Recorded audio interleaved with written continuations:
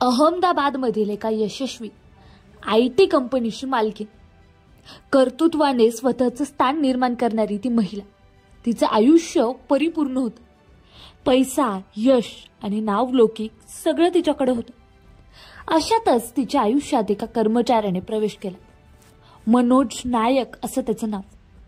सुरुवातीला फक्त एक सहकर्मी, नंतर तिच्या आयुष्याचा भाग. दोघांमध्ये प्रेम फुललं आणि याचं रूपांतर लग्नात झालं. मनोजने तिचा विश्वास संपादन केला.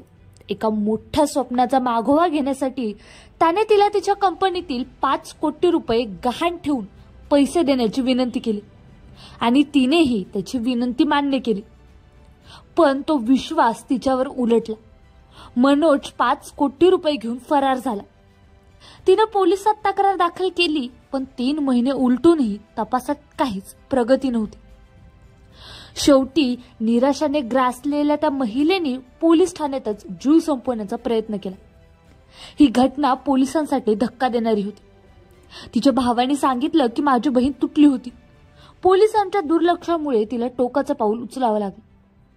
सुदैवाने तिचं आयुष्य वाचलं, पण आता तिचा निर्धार आहे न्यायासाठी लढण्याचा आणि अशा विश्वासघाताला वाचा फोडण्याचा.